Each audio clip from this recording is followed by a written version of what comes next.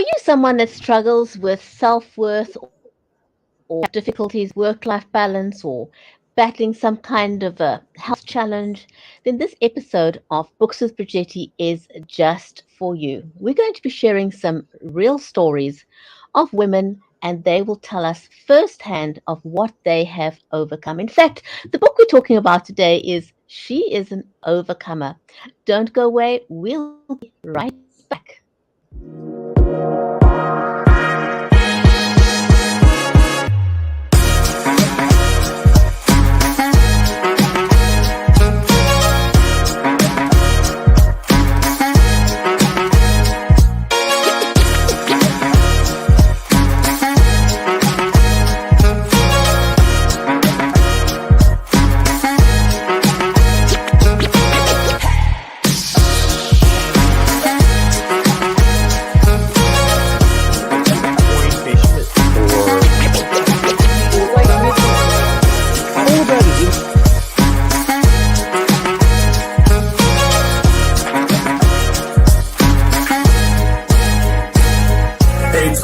Thanks for having me on your live show. It was really my pleasure.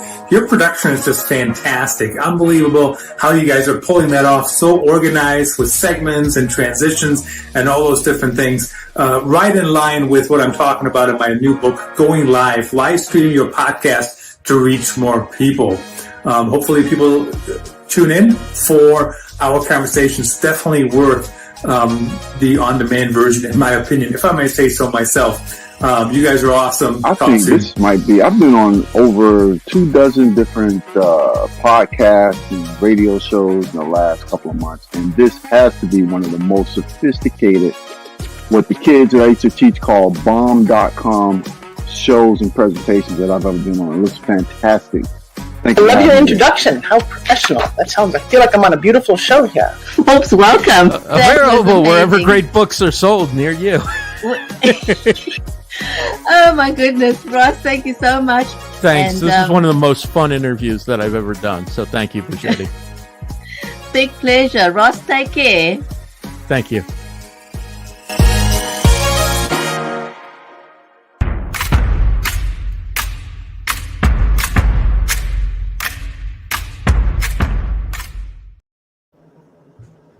If you've just joined us, welcome to the show. This is Books with Brigetti, and I am your host, Brigetti Lambanda from Cape Town in South Africa. Our stream is made possible by StreamYard and BeLive Media. So a special warm welcome whether you're watching us over on Twitch, on Facebook, on YouTube, on LinkedIn, on Twitter, or over on Amazon Live. A very, very warm welcome to you. It is great to have you here. In today's show, we're going to be welcoming the authors of an anthology called She's an Overcomer. You're going to be meeting some amazing women that have overcome things that you may be struggling with, and their stories are truly, truly inspirational. So one of the things that I'm very passionate about, and something that I do at the beginning of all the shows, is sharing some tips and tricks that can help you become successful online. Thanks to the pandemic, we've got unique opportunities as authors. We are no longer limited to a library or our immediate locale, because we can now reach a global audience. Sure, book signings are fun. Being able to go and read your book to children at school, to be able to do book readings at libraries are fun, but you can do that online as well and reach a global audience. So you now have opportunities to expose yourself, your brand, and your book to a worldwide audience. Now, one of the things that a lot of people do when they talk about their books online is use their phone, because who doesn't have a phone, right? So when you go live on platforms like TikTok and Instagram, for example, you are most likely going to be holding your phone in portrait mode, and that is 100% correct. And the reason for that is when you are going live on TikTok or Instagram, it's going to be using the entire real estate of the phone in portrait mode. However, if you are going to be using your phone to go live on any of the other platforms like Facebook or YouTube, for example, you may wonder why you get those black lines on the side. there's a quick fix for that. Just simply go into your settings, whether it's an Android or an iOS device, it doesn't matter. Just turn off your screen lock and turn your phone into landscape mode before you go live. That's the key. Do that before you go live, and it'll get rid of those black lines that you see on the side. And it's now easy because you've got a big screen real estate to talk about your book, use your hands, be animated. Um, and one of the things that you can do is, or that you want to do, is not hold your phone in your hand. It's impossible to hold your phone dead still and have your book in your other hand and talk. It's impossible. It's going to make your audience feel seasick. So you want to use whatever tripod you've got. I mean, they're just a whole bunch of there are tons of tripods. So kind of just take your pick, see what you like the best and use that. But if you do find yourself on the road, in a hotel room, or you've forgotten your tripod at home, here's a quick hack. Simply take your phone in landscape mode, and put it onto the window. Use some sticky tape or some press stick. And the great thing about that is when you put your phone on the window like that, you're going to have it at a 90-degree angle, which is just perfect. And you're also going to then have front-facing light, because if you have light coming from the back, and I know my light is less perfect at the moment because I've got a power outage, and so I'm using backup lighting today. In fact, if you do um, if you're going live on a laptop and you're wanting to upgrade to a webcam, which is a better quality picture than what you'd have on your built-in laptop, the Logitech Brio has built-in right side technology, which means it'll automatically adapt to your lighting conditions. It's a fabulous camera. The other thing you want to do to avoid background noise or feedback is invest in earphones. And again, there's tons and tons of earphones. Take your pick. Um, whatever works for you. Bluetooth, a caution. Sometimes they do switch off. They don't always last. So it's better to have wired earphones, because then you're guaranteed to not have an issue while you're talking. You can also level up by using a plug-in like a lavalier microphone, and that'll give you a better sound quality, especially if you're moving about in the room while you're talking about your books. There's also the iRig. So there's a whole bunch of gadgets that you can use to level up when you are talking about your book online. Now let's move on to our amazing authors. So we've got 3 authors in the studio that's going to be talking about their contribution in the anthology, She is an Overcomer. And so the first lady that we've got is Kaitlin Kreczmer, and she is the founder of Master Your Body Mindset Coaching. Kaitlin helps women step into their confidence so they can reclaim their lives. And sometimes we do need to do that. And sometimes we need a bit of help. So that's what she helps women do. She says she spent much of her life doubting herself and associated her appearance with her self worth. I think there are a lot of women who can relate to that. And she says after extensive weight gain at the age of 29, she took accountability for her life. She bossed up and lost a whopping 100 pounds. And it transformed her mindset, and she detached her appearance from her self-worth. A lot of women struggle with that. So we want to hear her story. And so she says her mission is to support every woman and every body. The other lady that we've got on the show today, author, is Tankua Dyer, and she is she served as captain in the United States Air Force and was selected as the protocol officer and military equal opportunity chief. She also served as a section commander of the 820th Security Forces Group. And as a civilian, she continues to serve the men and women in the Air Force in the Diversity, Equity, Inclusion, and Accessibility Office. And she's currently working on her PhD. Wow, phenomenal. So she helps women prioritize themselves and find a balance between work and family. Jessica Madrigal is a creative digital marketer, website and graphic designer, and author. She co-founded Salted Orange Studios as well as the Underdog Ninja Foundation for heart disease with her husband, and they are first responders, veterans, and their families prevent and live. They help families prevent and live with heart disease. So, without any further ado, let's just give a warm welcome to these ladies.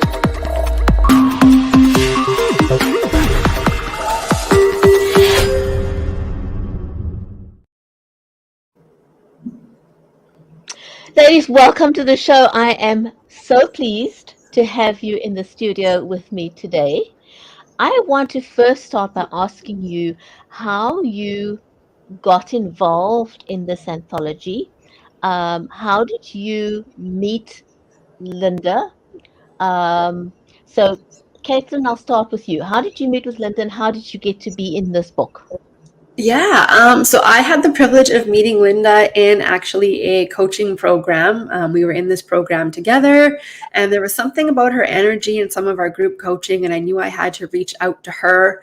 And I found out that she was a publisher, and part of me has always wanted to be a writer. I love literature. I love English. It was my major in university, so I knew I had to connect with her. So I did, and we had a wonderful chat over Zoom.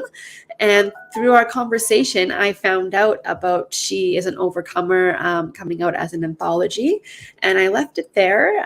But then I thought about it again, and I reached back out to Linda, and they were still looking for a few more authors. And so I kind of expressed my story to her, and she said it would be a great contribution to the book.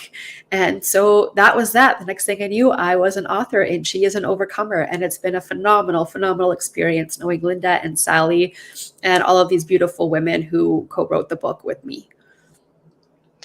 Awesome. Greg, wonderful to hear your journey and how you got involved with Linda. Tankwa, how did you meet Linda and, how did you get to be in this anthology book? Yes, a great experience. First of all, thanks for having me on your show.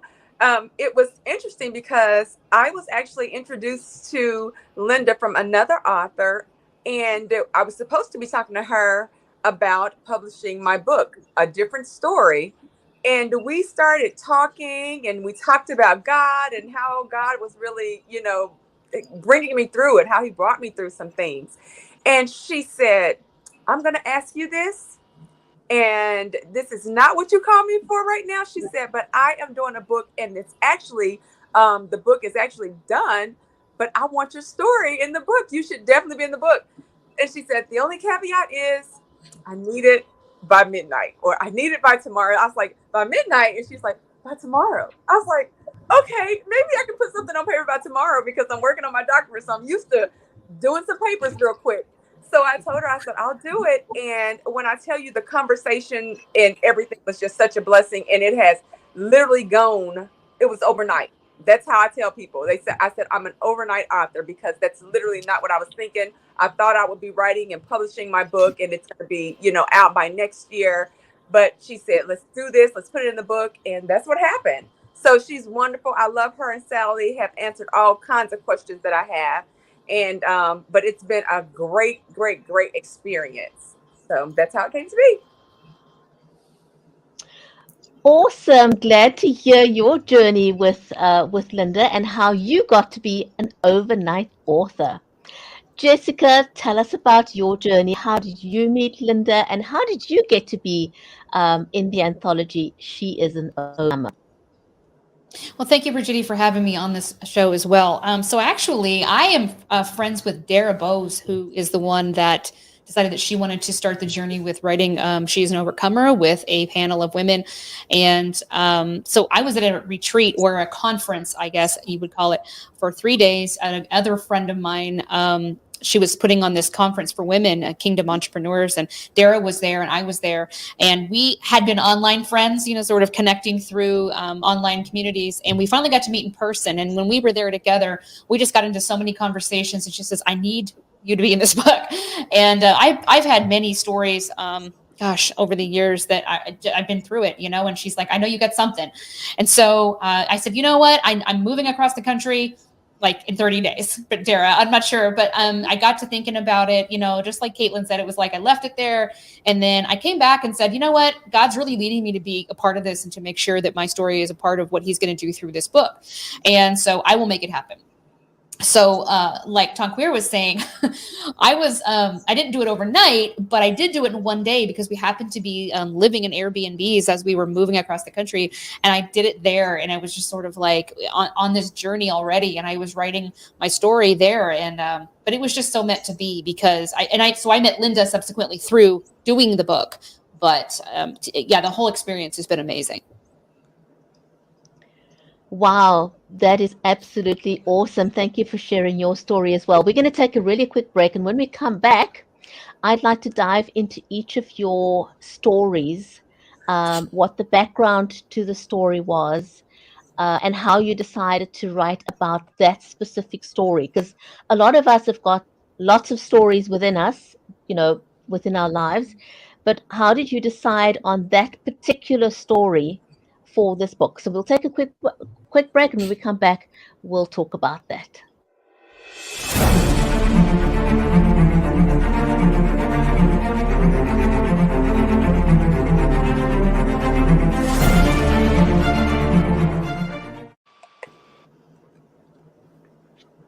Welcome back. You're watching Books with Brigetti, and I'm talking to the authors in the anthology She is an Overcomer. Kaitlin, so your chapter is chapter 13, A Bigamist and a Hovel, A Saving Grace. Now, first of all, you had to come up with a title. It's an interesting title, so I'd like to know what that's about, how you decided on that title, and how you decided that this is a story you wanted to share in She is an Overcomer. And have you got a copy of the book with you, Kaitlin?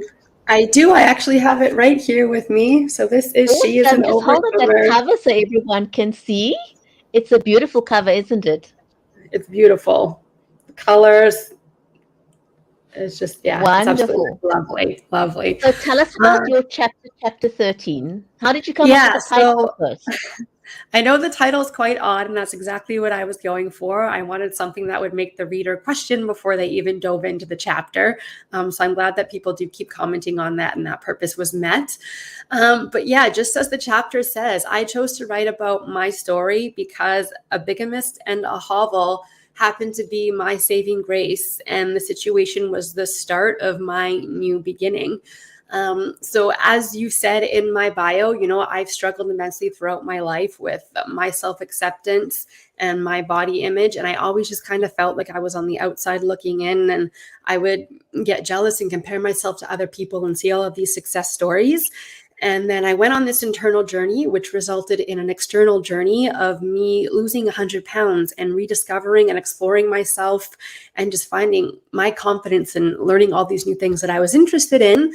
And with that, I ultimately ended up getting divorced from my partner. I was married, but the divorce was a good thing because through my transformation and growth, we realized that we were no longer compatible, and as great of a person he was, we no longer aligned, and I was turning into this new person. We went our separate ways so that I can continue to flourish and grow in myself. So that was a good thing. And so after our divorce, I was, feeling more confident than ever. I had gotten my own apartment. I had a full-time job. I was doing it on my own. I was this brand new person. And then I began dating again, and I met this man, and it's super wonderful. I mean, everything that you could write down and manifest in your ideal partner, he was it. He was attentive. He had a great career, everything. He was an attractive person. So the list goes on. And so I met him, but soon into our relationship, after I had grown a pretty strong connection with him, I found out that he was not only a convicted bigamist from another province. I'm in Canada, so he was in a province next to where I was. But not only was he a convicted bigamist, but I found out that he was actually currently married to a cousin of a friend of mine. So I wasn't close with his wife, but I knew his wife and I knew their family. So that really shook me to the core. having been someone who always felt like I was on the outside and feeling like an introvert and not wanting to be the center of attention, to go through all these rumors, the wife decided to stay with him and basically brand me as a homewrecker and say I intentionally started this relationship with her husband to break up their marriage. And in a small town, that just brought back all these old memories. I didn't like being the center of attention. I didn't know what to do. And things in my mind started to spiral. And I was like, again, everyone's succeeding. My friends are having families. They have these awesome careers. They're buying homes. They're settling in their lives. And now I started to see my life in a negative again. I was now divorced. I decided what I had for a good career wasn't. It was a dead-end job that I was just getting by to pay my bills. I couldn't afford hydro. Hydro was quite expensive in the province where I was living. So I was in this basement apartment where enters the Hovel. And I had very little heat in the winter. So I would sit there with a toque and sweater and just shiver. So I had that. So I started to spiral. I became depressed. I was now divorced in this crappy relationship, and all these other things were going on. And so I started having suicidal thoughts. And I'm a bath person. Baths are very comforting for me, but at that time they were not. It's where I would sit and have negative thoughts and contemplate taking my life. And I felt like, again, I wasn't worthy and things weren't going in the direction I wanted for my dream life. And so this is really where my new beginning came, because it's where I really came in tune with my faith. And one night when I was in the bath, I was looking at my wrist and thinking of what it would feel like to actually cut. I heard this voice, which I now know was God speaking to me. And he was like, this is not the end. This is not it. Let's pull ourselves up. There's more to you. There's more for you. You have to move on and up out of this. And so I did. Slowly but surely, I came up out of it. I turned in closer to my faith. I would listen for the voices and I would take the steps. And here I am, completely flourishing, inspiring women today, fully connected with myself, appreciating myself, and still believing in love. Wow, you are the epitome of an overcomer, and I can see why you were the perfect fit to be in this anthology. Now, Thank you. Your story will, without a doubt, inspire a lot of women. Thank you. But it's deeply personal. How did you, and this is something that holds a lot of people back from sharing their story and from writing their story and being in a book and getting published, because they find it difficult to let go of their story and put it out into the world.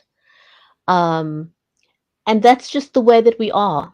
Oftentimes we feel ashamed by what had happened to us, and we internalize that, and we think that nobody else in the whole wide world could possibly understand or relate to our story.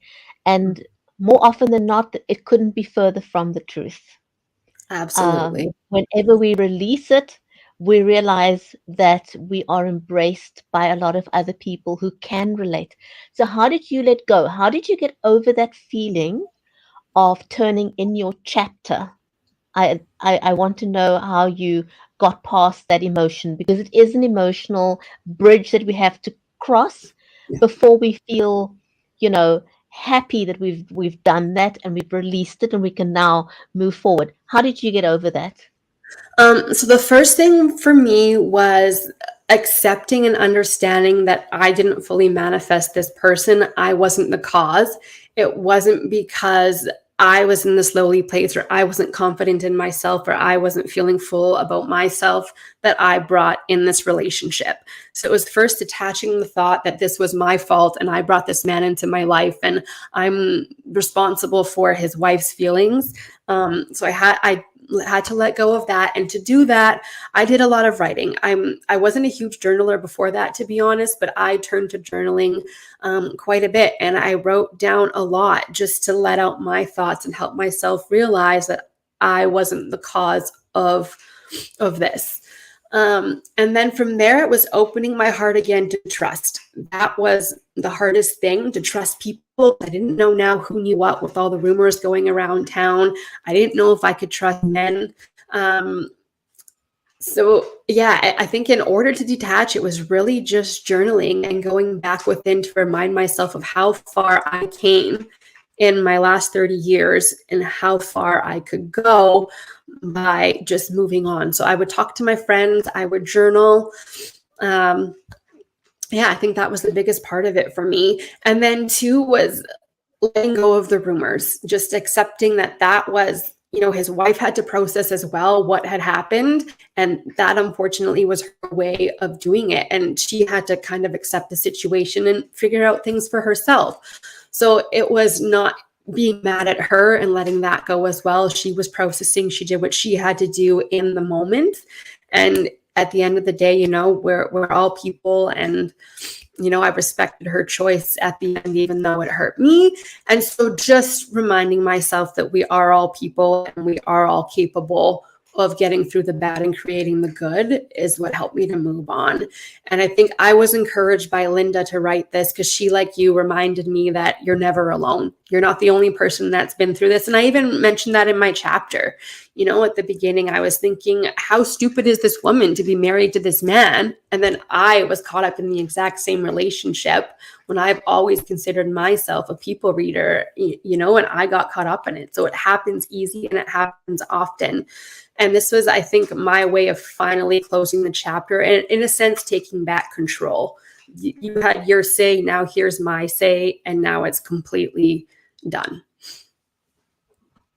Thank you for sharing that with us. Totally appreciate that. A lot of these feelings creep up on us over a long period of time.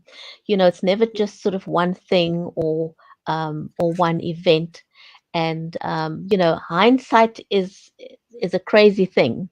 We tend to beat ourselves up when we look through that mirror of hindsight. But well done for overcoming what you did and for writing your chapter, sharing yourself, sharing your story, and being an inspiration to other people out there. Tanquia, tell us about your chapter. Your chapter is I Have a Voice. Now, I thought that was an interesting chapter as well, because we all have a voice, but I think you mean more than just a speaking voice. So tell us what you meant by choosing that as the title for your book, and tell us a little bit about your story in the book. Yes, thank you. So I have a voice. It came from my chapter is dealing with me being molested. To some people, that's still hard to even talk about, right? That's still something that a lot of people, and I'll be honest, that I think even in my family, it's a hard thing to accept and to deal with. So part of I'm having a voice is it truly happened to me. I need people to know this happened, it's real, and it affected my life. The title, however, came because the very last time that my stepfather came in my room, I was asleep, and when he came in my room and he touched me, I began to scream. At least I thought I was screaming. My mouth was literally open. I'm screaming for my mom, and it's like I'm saying mom, and it's like, but nothing was coming out. Like literally nothing came out of my mouth, but I'm mouthing mom. And from that point, it was like I had no voice. I was so fearful in that moment that I couldn't even speak. That's how fearful I was at the time.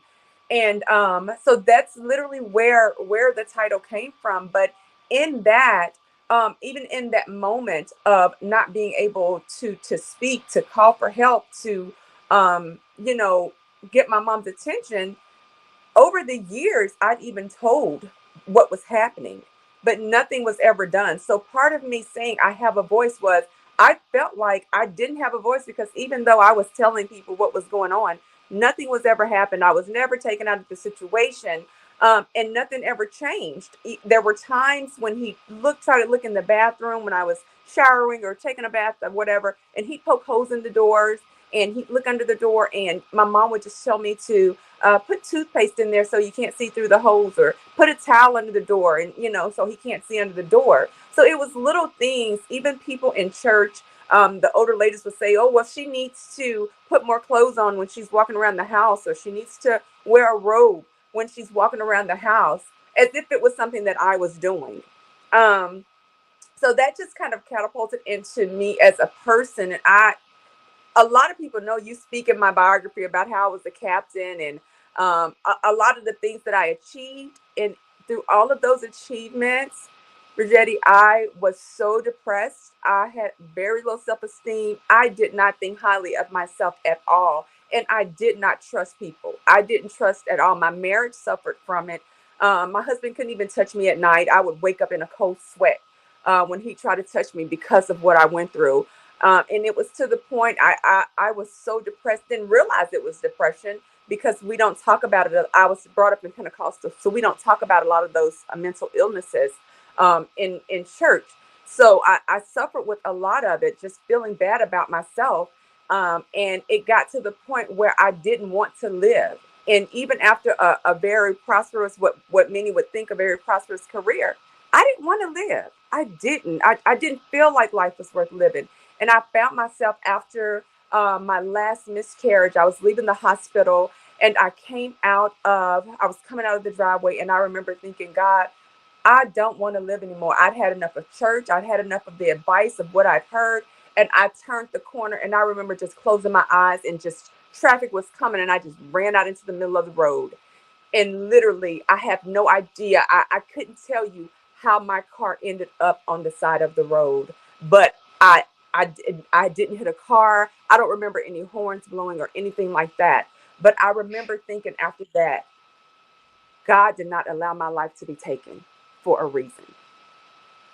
I have to tell my story, and I have a voice, and I need people to hear what happened and how it traumatized me so to the point I didn't want to live. And now, after going through therapy, after going through other things, you can't shut me up. You can't shut me up, and I'm gonna make sure that I'm heard, and I'm gonna make sure other women are heard. So even when it comes to, I also do life coaching. So even in the military, I have mentees, and they all coming to me, and they're like, "How do you get like that?" I'm like, "Honey, I don't know. I'd have to tell you a whole, my whole life story, but I know the importance of being true to who you are and expressing those things that really impact you." So that's where I Have a Voice actually was birthed from. Wow, that's just a perfect title to your story. I actually read something very interesting just this morning, um, and I think it was by a lady who is a psychologist, and she said that the enabler is worse than the perpetrator. Hmm. And I thought that was an interesting statement because I pondered over it for quite a while. And I came to the conclusion that that is actually true because I think there's so many people out there. I've spoken to a number of people who have been through all kinds of different abuse, and I think they are most angry at the person who enabled the abuse to continue, Hmm. because their voices were suppressed. So even Hmm. though they were voicing what was happening to them, either the mother or the father, usually within the family circle, if that's where the abuse occurred, they did nothing. They did absolutely nothing. And so you build up all that resentment and hatred for them, almost worse than what you have for the perpetrator because they failed to protect you. So I'm going to ask you the same question I asked Kaitlin. Your story also is deeply personal, um, but there are so many. There are, it's a horrible thing to say that, but there are thousands of people, men, women, children, who are suffering this kind of abuse, and especially because this kind of abuse is so deeply personal, you usually want to hold it close to your chest. So how did you find your voice to let go of your story, and why did you want to share it with the world? I share in the book. There was a class I started, marriage and family therapy. So part of my training, we have to do it, the internship part, or where you go to the class and you have to actually sit in the class with the professors for a week. I want to say I was in Dallas, and one of my instructors. This was maybe the second day of class, and everyone was in the room, and she came over, and she just looked at me, and she put her hand, she said, "See, there's a little girl right there on your shoulder." She said, "Tell that little girl that she's safe. Tell her that you protected her and she's okay now." She said, "Tell her it's okay to be who she is. She's safe." And when I tell you, I just broke down in the middle of that classroom. I was just crying because when you go through something like that, you feel you are guarded. You are so guarded from everyone, and you're not able to really be true to who you are sometimes. And when after she did that, it was more of just a breaking in me. When I don't know if you ever heard of Natasha Cobb's "Breaking Chains," the chains are broken. That's what it felt like. It felt like chains that were broken off me, that were holding me back from really speaking and being true. And the trust part for me was huge, because when I talk about how it was a lot of times that church people who gave my mom the advice to do what she did, and church people that told me that I need to put on more clothes and do this. I really shunned away from church for a very long time. And part of when she told me that she's protected, that little girl is protected, it was really God saying that you've been protected all this time. And my trust was, I had to learn to trust God. I had to really give over everything that I'd gone through to God. And so God began to just deal with me on so many levels. But the most important thing was to trust in Him, because part of it is I lost my trust in God. I felt like I was not protected by the ultimate Father. And God said, "You've never been without a father. You've never been without someone protecting you." Because every step of the way, even though it was my stepfather, I always felt like I had a father somehow. If it wasn't from my uncle, if it wasn't from somebody that God placed in my life, He let me know, you have never gone without a father. You have never not been protected. And the fact that you're still able to tell your story, oh, you have a father who is the ultimate father, who's been there, who's guided you, and you are where you are because of your father in heaven. And that is how I really got to the point where I started to be like, okay, I need to get help for everything that I'm going through. And I started seeking a counselor, and I started talking to her, and she said, "I don't usually pray." She said, "But do you mind if I pray for you?" And now think about it. I wasn't like all into church, even though, check this out, I was a minister. I was not into it like that because I didn't trust. And she said, "Do you mind if we pray?" I said, "No, I don't." And she prayed for me, and we just started praying. And when I tell you, God just started doing things, and He started orchestrating, and everything that I started feeling, it was like He was just releasing. Like every little thing He was releasing. When I didn't feel good about myself, He began to show me, "Oh, you are that. Oh, you are more than that." The more I poured into other people, the more I started getting poured back into me. And God just began to do things in me that I just did not know He could do. So a lot to unpack. It's not the end of my story. It's not the last time you'll hear my voice, but there's so much that I overcame just believing in myself, because I did the work in the military. I can do whatever I need to do, but actually believing in myself was something hard. So doing this book for me was very, very hard. And when she said she needed it overnight, I'm glad that Miss Linda said she needed it overnight, because it probably wouldn't have happened. Oh my goodness. Wow. That is just so powerful. And you're probably right. If there wasn't that sense of urgency, you may have very, very likely chickened out and said, it's too much, I can't do this. but that sense of urgency and getting it out.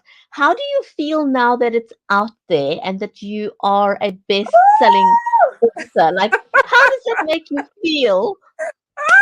So excited. And let me tell you, I was so concerned about what my family would say because people have gotten the book yet and they're like, T, it was so heavy, but it was so uplifting. And I can't believe that, you actually told this story. She said, a lot of my friends have called me and was like, T, I can't believe you told this story. And my cousins now, to know my family, because we're all in church. And so they can be very judgmental. But I mean, my cousins have said, I am so proud of you. Some of my older cousins, they're just like, I cannot believe that you had the strength and the boldness to tell it. They say, I'm so proud of you. I cannot wait till you write the rest of it.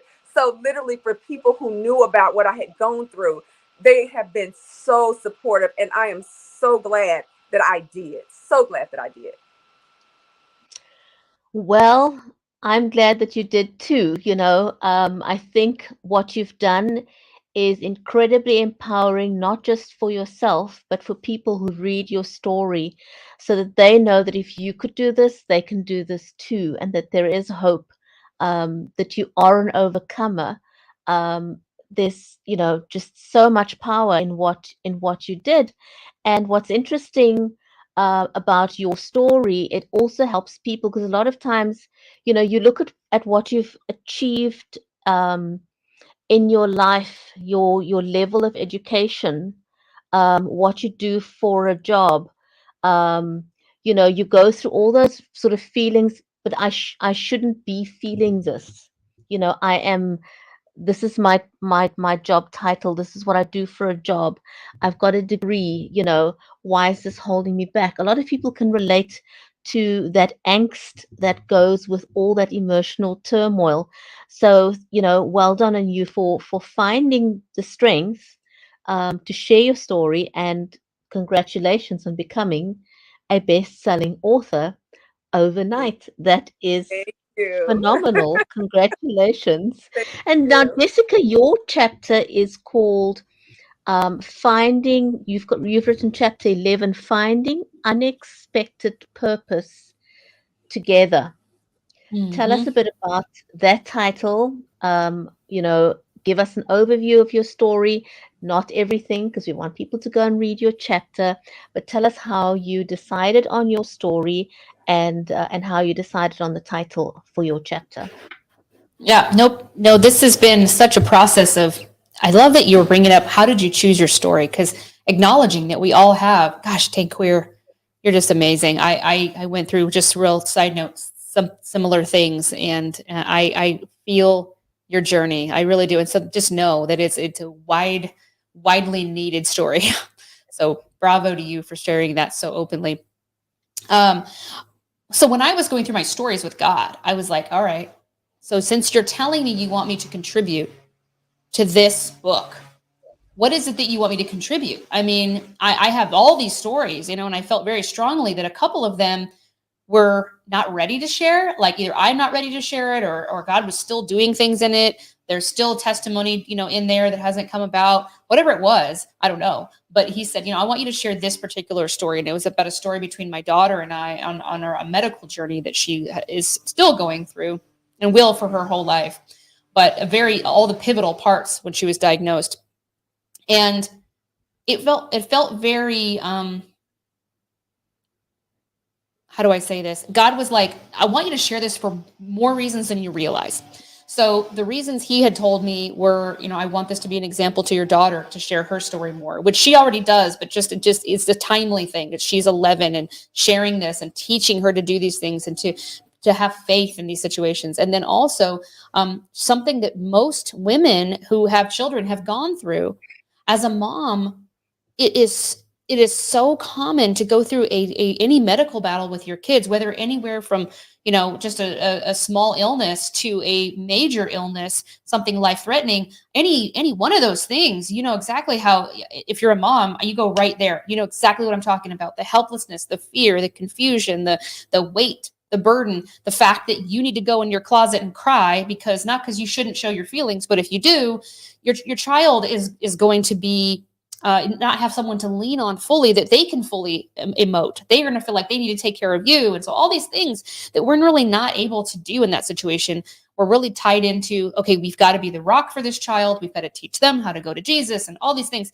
And I just felt like God was telling me women need to hear more and more of these stories, because we have an enormous amount of mom guilt that we put on ourselves, and the decisions that we make are very much tied to our obligation, not in a negative way, but our role. We're so deeply emotionally tied to our roles that sometimes we don't give it to God. We're like, but I need to do this, but I'm supposed to do that, but it's my job. But what, they only have me, and we put so much on ourselves. And I don't think that it's always that we think we're doing a bad job. I think it's that we are so emotionally tied to the stewardship over our children, and then our love for them, and then our love that God is giving them through us, that we just don't lean on God in these moments the way that we should. And so he was like, you got to tell the story, because I had to so much lean on God, because it wasn't just a medical story that's like, oh, I have to go through the helplessness. I have to go through the fear. I have to go through the, not knowing what to do. Or it was a medical story, a medical battle for her and all of us that nobody knew what to do. This is, she was diagnosed at age 8 with uncategorized connective tissue disorder, which is kind of like Ehlers-Danlos. And the story behind that goes with this is such she went through so much pain and real, not emotional, like mental trauma, like abuse trauma, but just so much pain and medical trauma, that she has completely changed as a person in a way that he's already using this as her testimony to minister to other kids her age. She does it constantly. He's using her already, boots on the ground. I mean, and she hears about anything from God and she's in tears. She just is so close to God through this. But the thing is that she had to go through so much that none of us had any idea what to do about. And without spoiling anything, there's definitely some absolute turning points in this story that you cannot miss. You've got to get the book and read through what God did. And so I wanted to touch on another reason why I chose this, and why I said finding unexpected purpose. I didn't plan on, and none of us do as moms, making this a story or having a testimony through this. You're just going through the battle over your children's health. That's it. You're just going through it. And God was just very clear with me that, when I want you to share these stories when you realize that they're not your stories. They're my stories. He said, the only way that I can share my glory and my love with others through you is through a story that you walk out. But it's his story.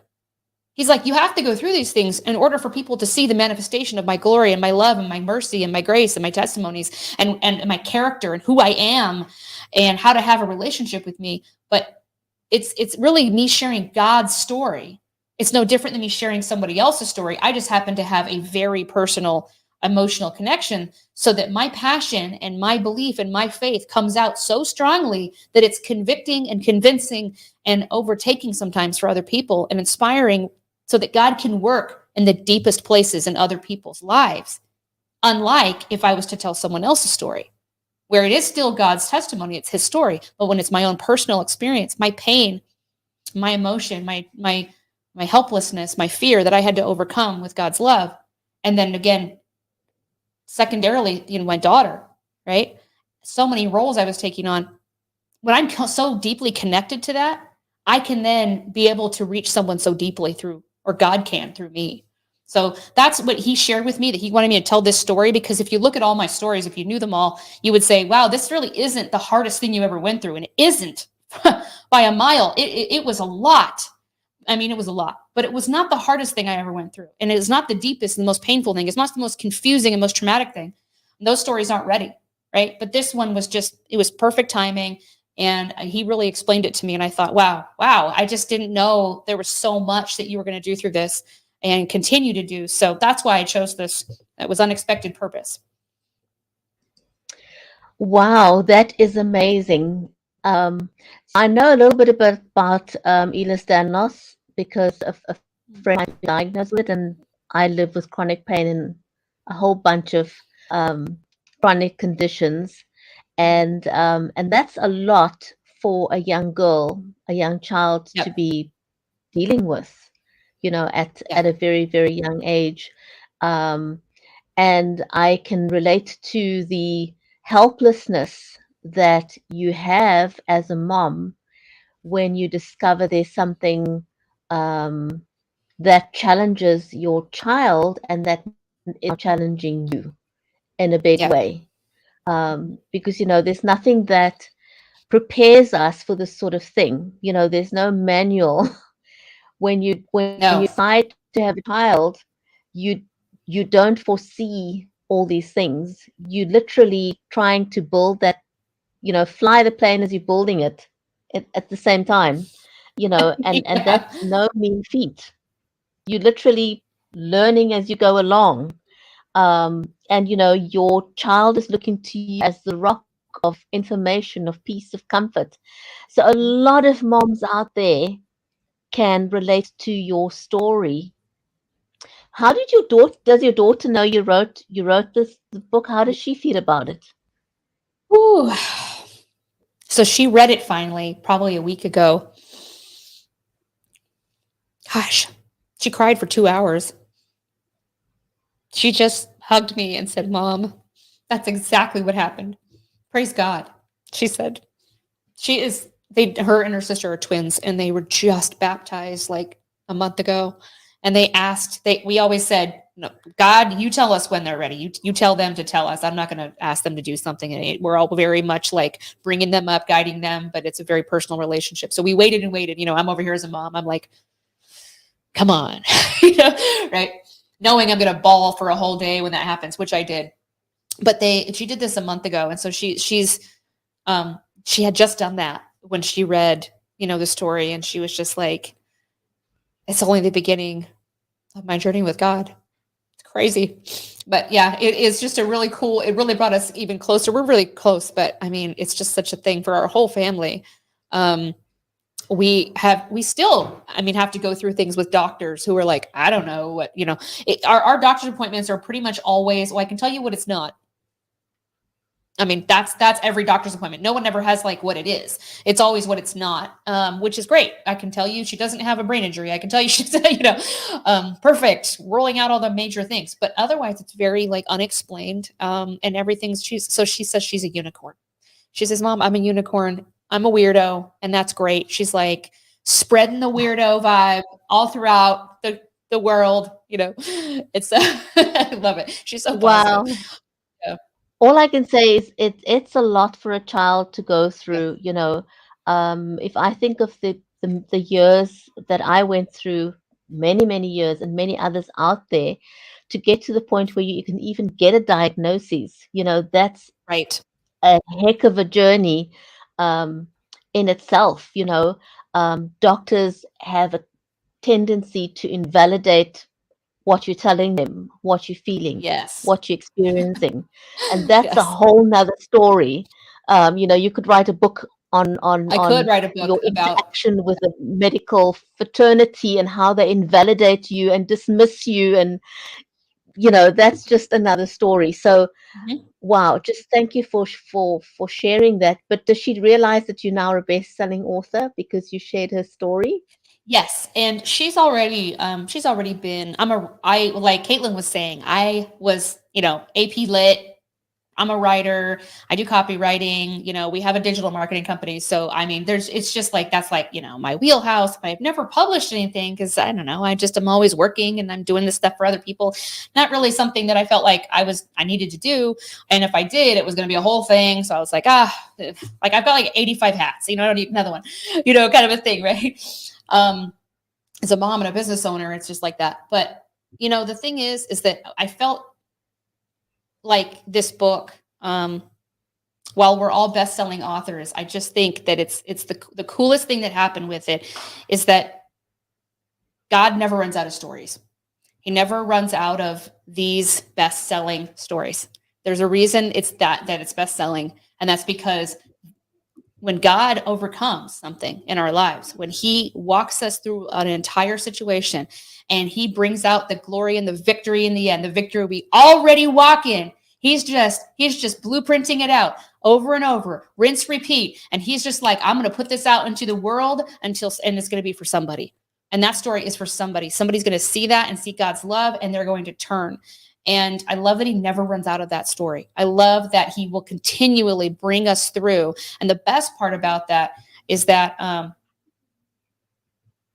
we know the next time we go through something, that it will be the same way, that it will be ultimately a victory. And the reason why that's so important when it comes to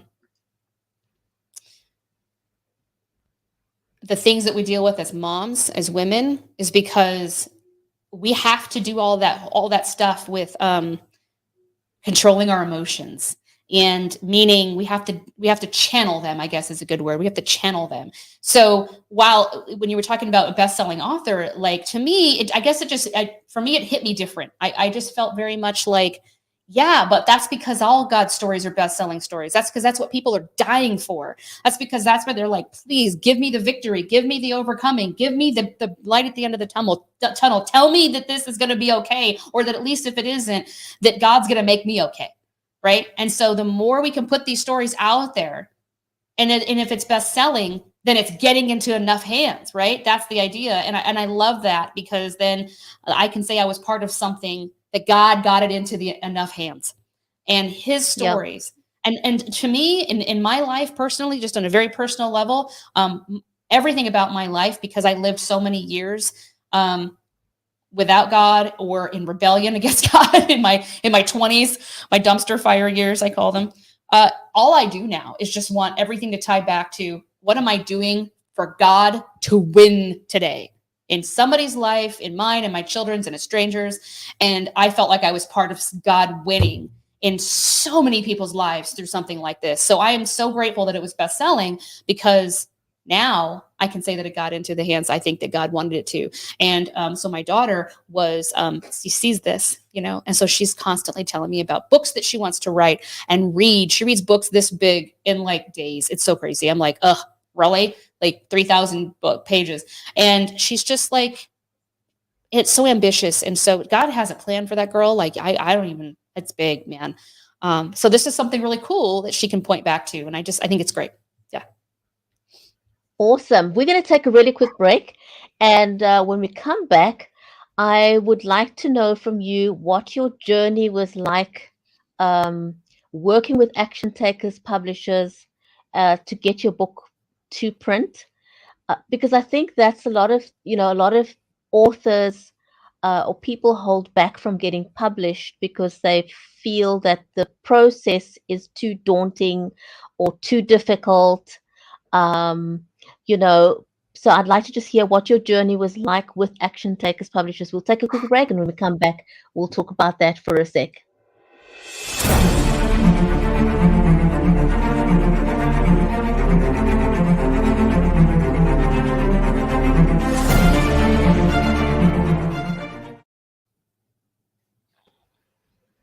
Welcome back. You're watching Books with Bridget, and we're talking to some of the authors in the anthology She is an Overcomer, phenomenal stories from phenomenal women from around the globe.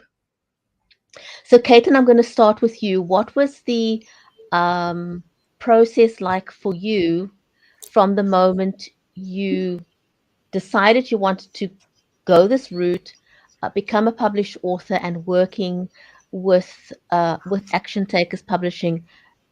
Tell us what your experience with them was. Yeah, honestly, a few words that come to mind: wonderful, easy, and efficient.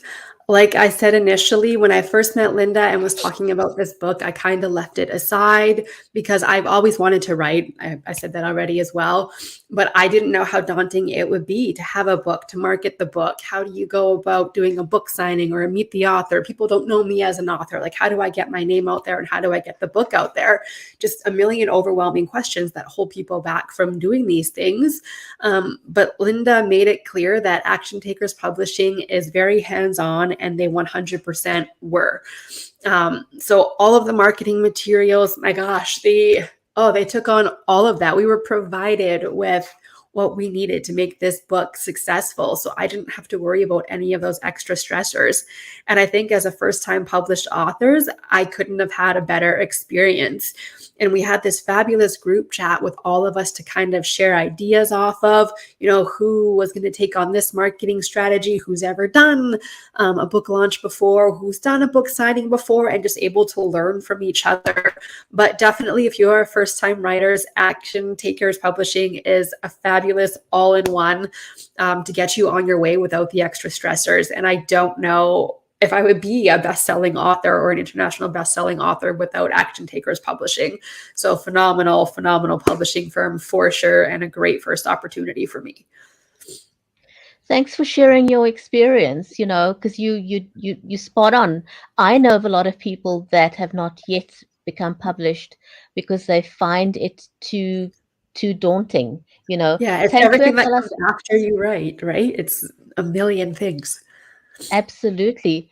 Tanka, what was your experience with Action Takers Publishing like from the moment that you decided you wanted to write the story to now?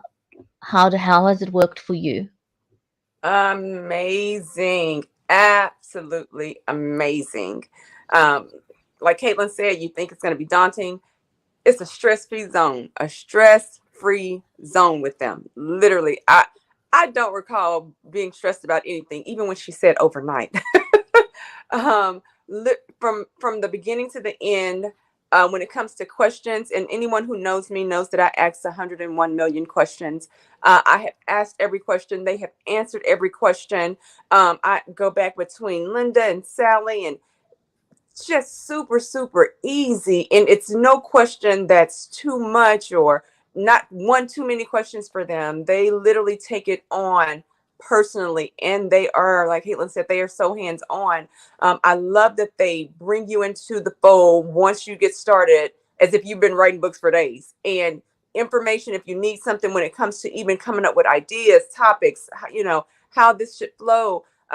Talking with Linda, she was like, and even you can do this, or maybe you can do this. And it's just like, she just has so much energy that makes you just want to be like, okay, yeah, I can do this. So definitely a wonderful place to be. I can't wait to start the next one with Action Takers.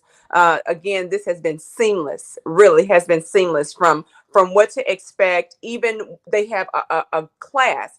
She told me right away, sign me up for, like, hey, this class would be good to kind of give you information on what to expect, how to go about, what to do when it comes to publishing. So the class was really good. Just information. And it wasn't information overload for me. It was just enough information, and you're able to go back and look at it. So, you can kind of do it at your own time. So I really, really have enjoyed this process. And I've even told some of my other family members about it who've been like, I've been wanting to write. These are the people. And that's what I'm telling them. These are the people you want to work with, because they make it so easy. So they're truly a blessing is what they are. So I love the company. Thank you for sharing your experience, and Jessica, what was the experience like for you?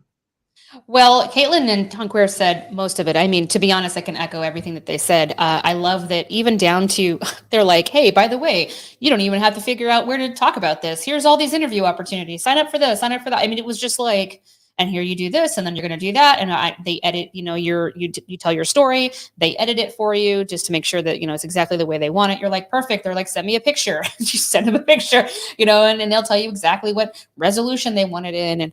And it's just basically, they have just a list of check boxes that you need to check.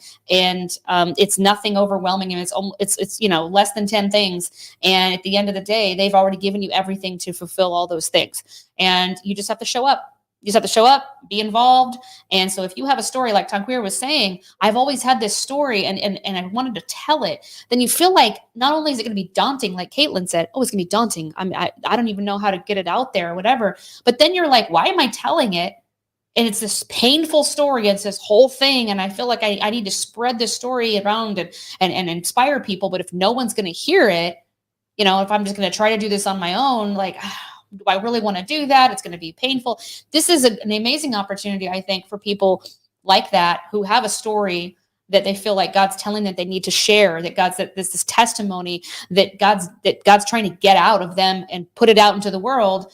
This is going to go into a ton of places, because not only is it, being published by a company who does this, but it's an anthology where it's going into, it's going in 20 directions, because of course all of the authors are sharing this on their networks. And so your story will be able to get out to a lot more people. And that way you can feel safe in knowing that you did the work to get it into enough hands, like I said before. But they take care of that. And so if you want something seamless, like they said, and you want something easy and stress-free zone, I love that. And they had the chat, like she said, it really was just totally facilitated. And so then everybody was really able to just dig into their story, which is what should happen. It should be more about telling the story authentically than worrying about all of the A to Z and on how to get it out there and publish. So then since they take care of that, we were able to just tell our stories authentically, which I think is probably going to make a huge difference in the end result. Fantastic. And I think one of the things that I've personally found from my experience of working with Action Taken Publishing is that I've walked away with more friends than I had before, because of the relationship that you build with the authors while working in an anthology. I think it's an amazing project to be able to get published. It's a fantastic way to get published the first time, and I've almost seen people who get hooked on doing anthologies, because once that bug is bitten, you feel like you can release more and more and more and more stories. And Linda's got a bunch of titles that I think resonates with a lot of us who live in the real world. So, ladies, thank you so much. It was amazing getting to know each of you better. Tanquia and Kaitlin, you've got a copy of the book. Before we say goodbye, could you hold up that book again so everyone can see the cover of the book? She is an overcomer. And so if that is you, go and get a copy of the book, read their stories, and I hope that you will be inspired by what these ladies have done to reach out and write your story so that you too can be an overcomer. Thank you, ladies. Thank you to our live audience. Thank you to our replay audience. We appreciate you. Thank you for watching. Stay safe, and we'll see you back on the next episode of Books with Brigetti.